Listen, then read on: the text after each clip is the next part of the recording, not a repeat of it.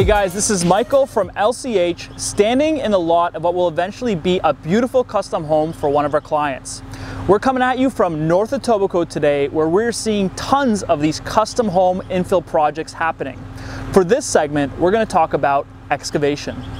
So we just finished the demolition of the house, which was a bungalow that was sitting on this lot before, and are now moving on to the excavation stage.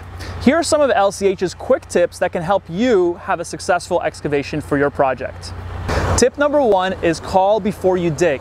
It's very important that you find out where your servicing is coming from and that all your services are disconnected before you dig.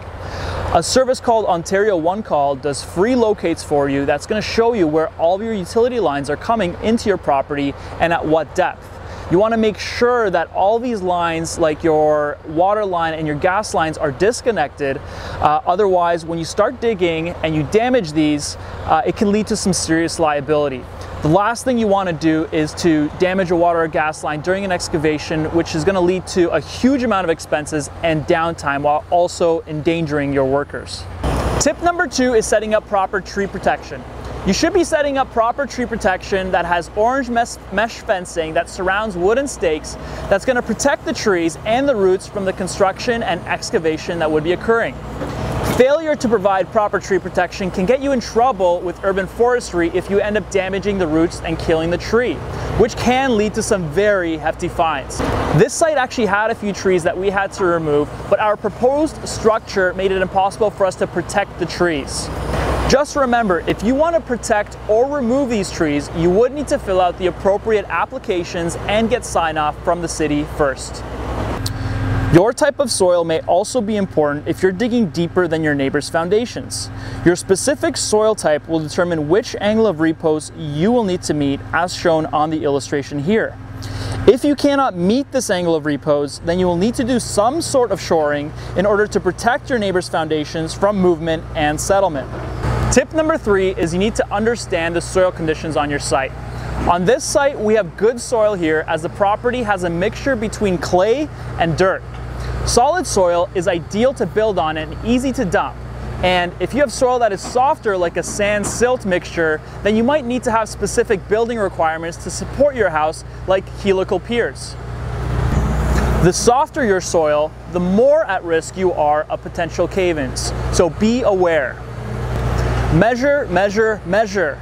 It's incredibly important that you make sure that your hole is dug to the correct dimensions, and measuring multiple times is a necessity. We have 4 stakes that surround the site that mark the excavation area that acts as a general guide for us.